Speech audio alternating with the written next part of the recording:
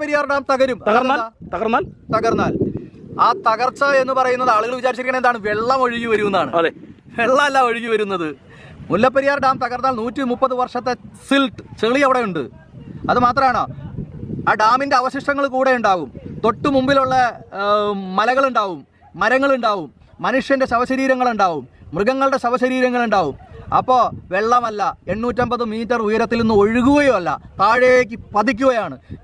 ഇതിൻ്റെ ഒരു ശക്തി എന്ന് പറഞ്ഞാൽ അമേരിക്ക ഹിരോഷിമയിലിട്ട ബോംബിൻ്റെ 180 ടൈംസ് ആണ്. നിങ്ങൾ തിരിച്ചറിയണം ഇതിൻ്റെ ശക്തി. ഇത് അഡ്വക്കേറ്റ് റസൽ ജോയ് വെറുതെ ഇരുന്ന് അങ്ങോട്ട് പറയാല്ലേ, 8ാം ക്ലാസ്സിലെ കുട്ടിക്ക് കാൽക്കുലേറ്റ് ചെയ്ത് എടുക്കാവുന്ന ഒരു കാര്യമാണ്. 850 മീറ്റർ ഉയരത്തിൽ 64 സ്ക്വയർ കിലോമീറ്റർ സ്ഥലത്ത് 15 TMC വെള്ളം കെട്ടി നിർത്തിയാൽ അതിന്റെ പൊട്ടൻഷ്യൽ എനർജി എന്താണ് എന്ന് 8ാം ക്ലാസ്സിലെ കുട്ടി കാൽക്കുലേറ്റ് ചെയ്ത് പറയും. അഡ്വക്കേറ്റ് റസൽ എല്ലാ വർഷവും ഈ ഒരു കാര്യം പറയുമ്പോൾ മാത്രം മലയാളികൾക്ക് ഭയങ്കര തിടുക്കമാണ്. എന്തുകൊണ്ട് രാഷ്ട്രീയ പ്രവർത്തകർ ഇത് ഇങ്ങനെ ചെയ്യുന്നു, എന്തുകൊണ്ട് നമ്മുടെ ജനതയ്ക്ക് ഒരു വിലയും കൽപ്പിക്കാതിരിക്കുന്നു എന്ന് പറഞ്ഞുകൊണ്ട് ഈ സമയങ്ങളിൽ മാത്രം നമ്മൾ സംസാരിക്കും. ഇപ്പൊ വയനാട്ടിലെ ഉരുൾപൊട്ടലുമായി ബന്ധപ്പെട്ടുകൊണ്ടാണ് വീണ്ടും ഈ നമ്മുടെ ഇത്രയും 120 വർഷത്തോളം പഴക്കമുള്ള നമ്മുടെ മുല്ലപ്പെരിയാർ ഡാം വീണ്ടും ചർച്ചയാവുന്നത്.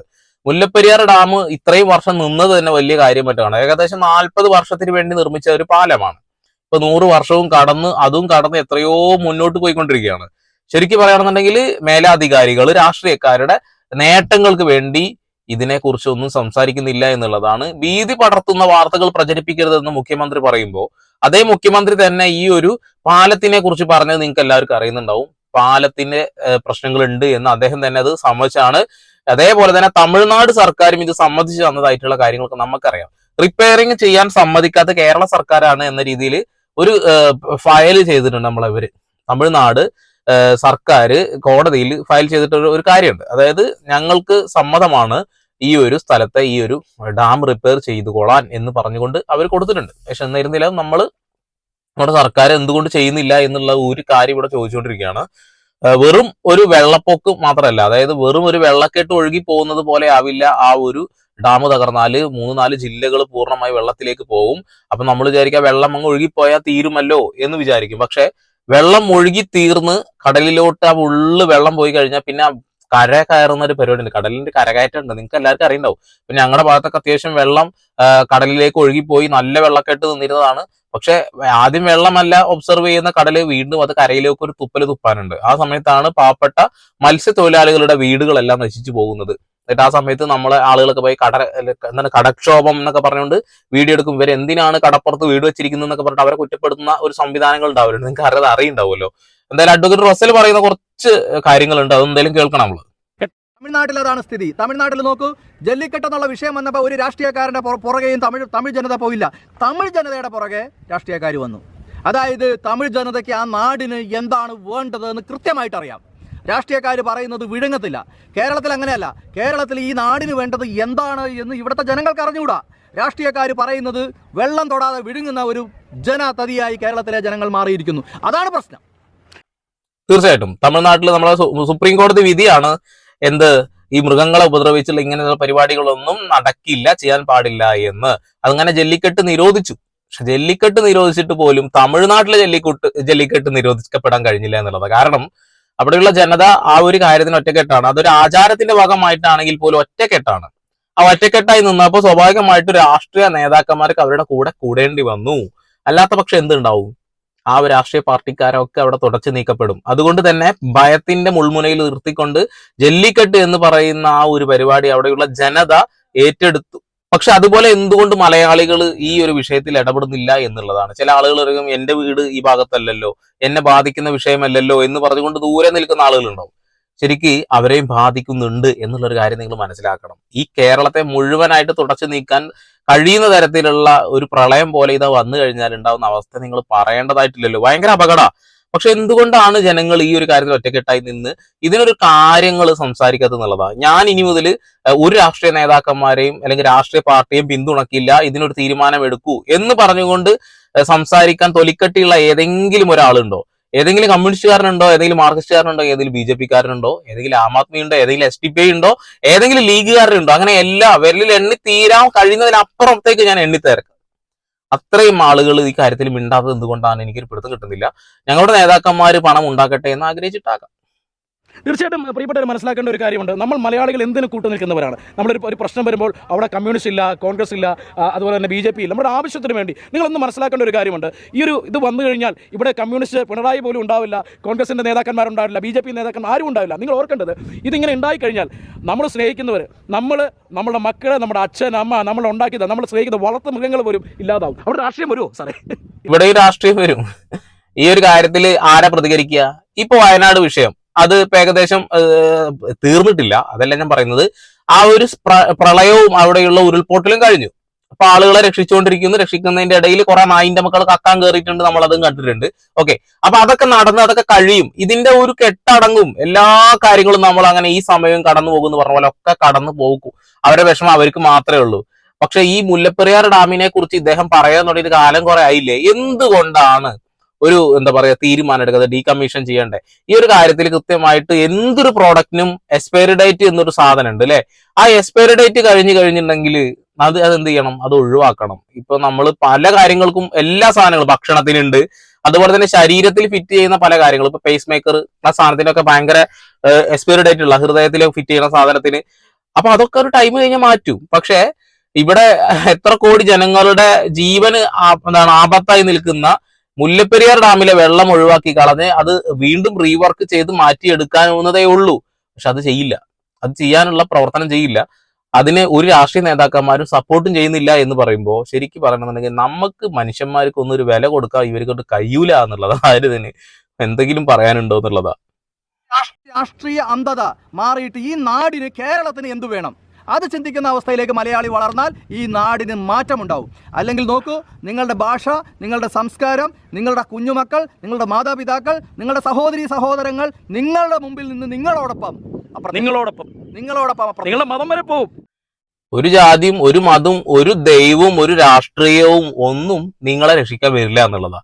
കാരണം മുല്ലപ്പെരിയാർ ഡാം പൊട്ടിക്കഴിഞ്ഞാലുള്ള പ്രശ്നം അത് എത്രത്തോളം ഗൗരവമാണ് എന്ന് കൃത്യമായിട്ട് അഡ്വക്കേറ്റ് റസൽ കൃത്യമായി പറയുന്നുണ്ട്. ഇതൊക്കെ നുണയാണ് എന്നാണ് നിങ്ങൾ വിചാരിച്ചു വെച്ചിരിക്കുന്നതെങ്കിൽ കോടതിയിലൊക്കെ പോയി കൃത്യമായിട്ട് അവിടുത്തെ രേഖകളും കാര്യങ്ങളും കിട്ടും. ഇനി അതൊന്നും വേണ്ട. ഏത് ഡാമിനാണ് എക്സ്പയറി ഡേറ്റ് ഇല്ലാത്ത ഒരു ഡാം ഉള്ളത് എന്ന് സ്വയം ഒന്ന് വിലയിരുത്തുക. നമ്മൾ തമിഴ്നാടിന്റെ തലയിലോട്ട് ഇത് വെച്ചു കൊടുക്കും, തമിഴ്നാട് സമ്മതിക്കുന്നില്ല എന്ന് പറഞ്ഞുകൊണ്ട്.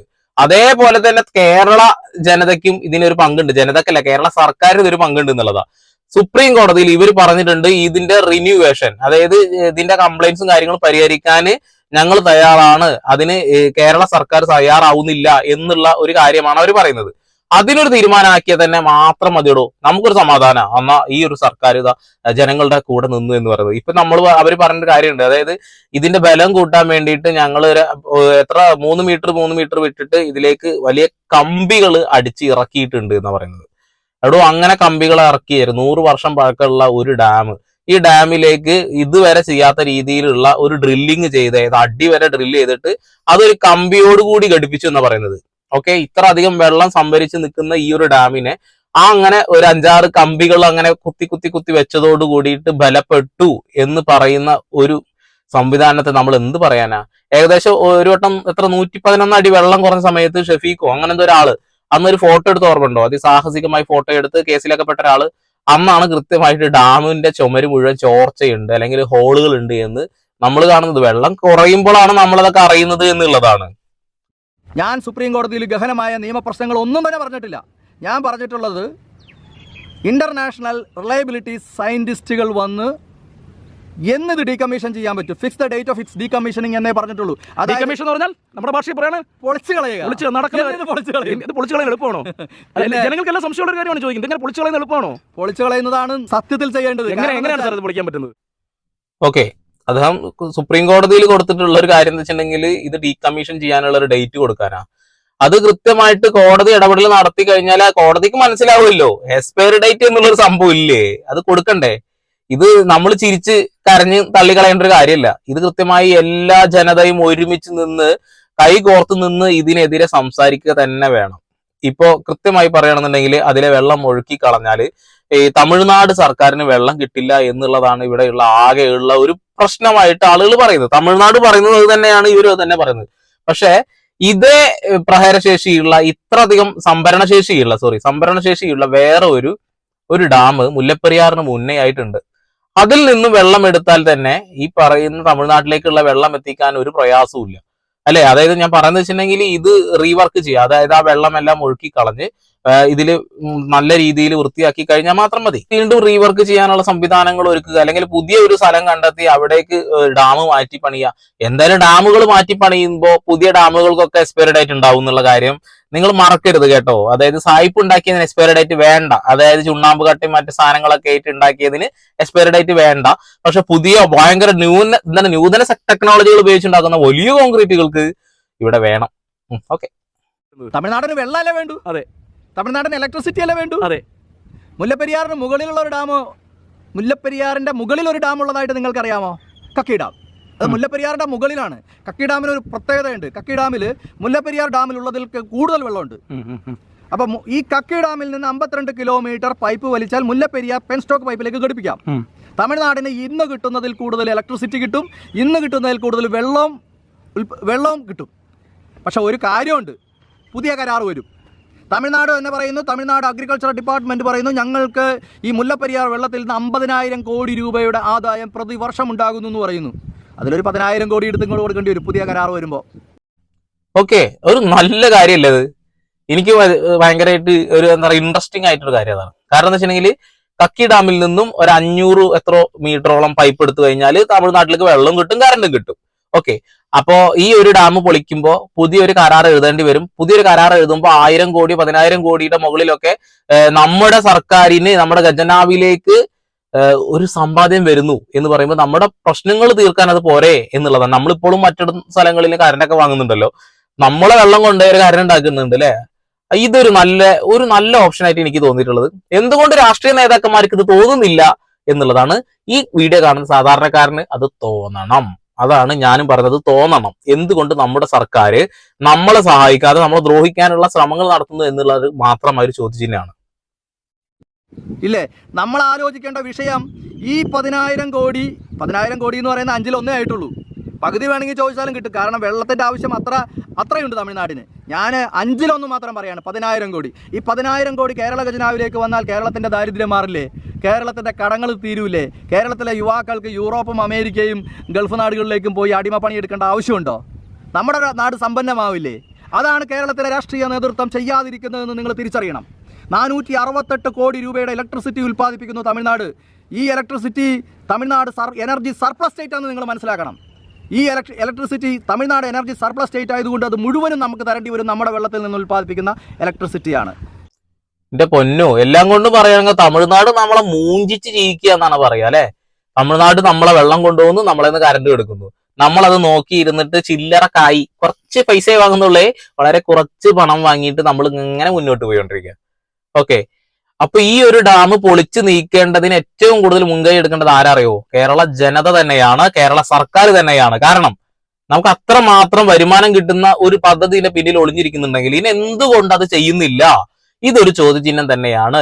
അഡ്വക്കേറ്റ് റസൽ പറയുന്ന കാര്യങ്ങളിൽ മുല്ലപ്പെരിയാർ ഡാമിന്റെ അപകടത്തെക്കുറിച്ചും പറയുന്നു, അതിന്റെ പരിഹാരത്തെക്കുറിച്ചും പറയുമ്പോൾ എന്തുകൊണ്ട് ഇവിടെയുള്ള ആളുകൾ ഇത് ശ്രദ്ധിക്കുന്നില്ല? ഇത് ശ്രദ്ധിക്കണം. ഈ വീഡിയോ പരമാവധി ആളുകളിലേക്ക് ഷെയർ ചെയ്ത് നിങ്ങൾ എത്തിക്കാനുള്ള ശ്രമം നടത്തണം. 468 കോടി രൂപയുടെ ഇലക്ട്രിസിറ്റി ഇങ്ങോട്ട് കിട്ടിക്കഴിഞ്ഞാൽ കോടിക്കണക്കിന് രൂപ കൊടുത്ത് ഇത് ഏകദേശം 13,000 കോടി രൂപയോളം പ്രതിവർഷം നാഷണൽ ഗ്രിഡിൽ നിന്ന് പുറത്തുനിന്നുമല്ല ഇലക്ട്രിസിറ്റി വാങ്ങാൻ ചെലവഴിക്കുന്ന ഈ കേരളത്തിന് എത്ര ആശ്വാസകരമാകുമെന്ന് കേരളത്തിലെ ജനങ്ങൾ തിരിച്ചറിയേണ്ടതുണ്ട്. നമ്മള് പവർ കട്ടിന്റെ കാര്യമൊക്കെ ഓർമ്മ ഉണ്ടല്ലോ. അതായത് ഭയങ്കരമായിട്ട് വേനൽ വന്നപ്പോൾ പവർ കട്ടൊക്കെ തുടങ്ങി, നമ്മൾ കടത്തിലായി. ആ പേരും പറഞ്ഞ് നമ്മളെ കയ്യിൽ നിന്ന് അനധികൃതമായി കൂടുതൽ പണം ഈ KSEB ഓരോ പേരും പറഞ്ഞ് വാങ്ങിക്കൊണ്ടിരിക്കുക. സ്വാഭാവികമായിട്ടും ഇങ്ങനെ ഒരു പോംവഴി ഇവിടെ ഉണ്ടെങ്കിൽ എന്തുകൊണ്ട് സർക്കാർ അത് ചെയ്യുന്നില്ല? ഇതൊരു ചോദ്യമായിട്ട് തന്നെ ഉന്നയിക്കുന്നു. എന്തുകൊണ്ട് കേരള ജനതയെ ഇങ്ങനെ ബുദ്ധിമുട്ടിക്കുന്നു? ഏത് സർക്കാർ മാറി മാറി വന്നാലും എന്തുകൊണ്ട് മുല്ലപ്പെരിയാർ ഡാമിൽ ഇങ്ങനെ ഒരു സാധ്യതയുള്ളപ്പോ അത് ചെയ്യാതെ ജനങ്ങളുടെ ജീവനും സ്വത്തിനും ആപത്ത് വെച്ചിരിക്കുന്ന ഈ ഒരു അണുബോംബിനേക്കാൾ വലിയ ബോംബിനെ എന്തുകൊണ്ട് നിലനിർത്തുന്നു എന്നുള്ള ചോദ്യം ഞാനിവിടെ ചോദിക്കുകയാണ്.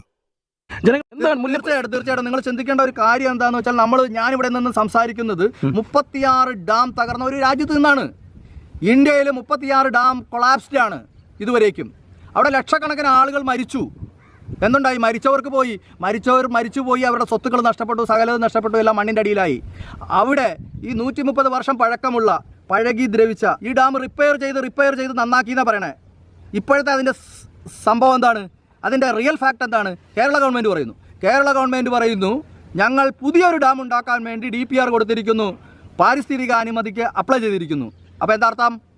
ഡാം വീക്കാണെന്നല്ലേ കേരള ഗവൺമെൻറ് അടിവരയിട്ട് പറയുന്നു. ഒരു ഡാം വീക്കായതുകൊണ്ടാണ് പുതിയത് പണിയുന്നത്, അല്ലെങ്കിൽ പുതിയത് പണിയേണ്ട ആവശ്യമുണ്ടോ? 36 ഡാമുകൾ തകർന്ന ഒരു രാജ്യമാണ് ഇന്ത്യ. ഈ ഇടയിൽ ഒരു പ്രളയത്തിൽ എവിടെ ഒരു ഡാം കൂടി തകർന്ന് ഒരുപാട് ആളുകൾ മരണപ്പെട്ടിട്ടുണ്ട്. അപ്പൊ ലക്ഷക്കണക്കിന് ആളുകളുടെ ജീവൻ പണയം വെച്ചുകൊണ്ടാണ് ഈ ഒരു സർക്കാർ, അല്ലെങ്കിൽ ഏത് സർക്കാരും മാറി മാറി വരുന്ന സർക്കാരുകൾ ശ്രമിച്ചുകൊണ്ടിരിക്കുന്നത് എന്നുള്ളതാണ്. കേരളം തന്നെ ഒരു ഡാം ഉണ്ടാക്കാൻ വേണ്ടി അനുമതി ചോദിച്ചിട്ടുണ്ട് പരിസ്ഥിതി ഇതിന് വേണ്ടിയിട്ട്. എന്താന്ന് വെച്ചിട്ടുണ്ടെങ്കിൽ ഈ ഡാം തകരാറായി, മോശമാണ്, ഇത് വളരെ എന്താണ് കാലഹരണപ്പെട്ട സാധനമാണ്, 100 വർഷത്തിന് മുകളിൽ 130 വർഷത്തിന് മുകളിലായി 40 വർഷം എക്സ്പയർ ഡേറ്റ് കൊടുത്ത ഒരു ഡാം തകർന്നില്ലാണ്ടായി. ആ ഒരു സമയത്തേക്ക് തകർന്നില്ലാണ്ടായി എന്നല്ല, തകരാൻ പോകുന്നു, അതുകൊണ്ട് ഞങ്ങൾക്ക് പുതിയത് ഉണ്ടാക്കണം എന്ന് പറഞ്ഞു കൊടുക്കുന്നു. അപ്പൊ കേരള സർക്കാർ തന്നെ സമ്മതിക്കുന്നു. പക്ഷെ ഇതൊക്കെ ജനങ്ങൾ അറിയുന്നില്ല എന്നുള്ളതാണ്. ഇനിയെങ്കിലും ജനങ്ങളോട് എനിക്ക് പറയാനുള്ളത്, ഈ ഒരു വിഷയത്തിൽ ഒരു തീരുമാനം ഉണ്ടാക്കിയതിന് ശേഷം നിങ്ങൾ നിങ്ങളുടെ കൊടികൾ പിടിച്ചാൽ മതി. അങ്ങനെ ഒരു തീരുമാനം എടുത്താൽ തന്നെ എല്ലാ പ്രശ്നവും തീരും. അത്രേ ഉള്ളൂ. കാരണം രാഷ്ട്രീയ നേതാക്കന്മാർക്ക് ഇത് ജനങ്ങളുടെ അത്യാവശ്യമായിട്ടുള്ള കാര്യമാണ് എന്ന് തോന്നിയാൽ മാത്രമേ അവർ പണിയെടുക്കുള്ളൂ. അല്ലെങ്കിൽ പോക്കറ്റ് വീർപ്പിക്കാനുള്ള പണിയും എടുത്ത് അവരങ്ങനെ പോകും. അപ്പൊ കേരള ഗവൺമെന്റ് പറയുന്നു ഡാം വീക്കാണെന്ന്. ഈ തമിഴ്നാട് എന്താ പറയണെന്ന് നിങ്ങൾ ശ്രദ്ധിച്ചിട്ടുണ്ടോ? തമിഴ്നാട് പറയുന്നു ഞങ്ങളെ കേരള സർക്കാർ റിപ്പയർ ചെയ്യാനായിട്ട് അനുവദിക്കുന്നില്ല. അപ്പൊ എന്താ റിപ്പയർ ചെയ്യണം? അതിന്റെ അർത്ഥം എന്താണ്? ഡാം കേടാണെന്നാണ്. അപ്പോൾ ആന്റിസിപ്പേറ്ററി ബെയിൽ എടുത്തിരിക്കുന്നു തമിഴ്നാട്, മുൻകൂർ ജാമ്യം എടുത്തിരിക്കുന്നു. ഇനി ഒരു ഡാം തകർന്നാൽ തമിഴ്നാടിന് പറയാം ഞങ്ങൾ അന്നേ പറഞ്ഞില്ലേ ഞങ്ങളെ റിപ്പയർ ചെയ്യാൻ അനുവദിക്കണമെന്ന്. കേരള ഗവൺമെന്റ് അനുവദിച്ചില്ല, ഡാം തകർന്നു, ഞങ്ങൾ എന്ത് ചെയ്യാനാണ്?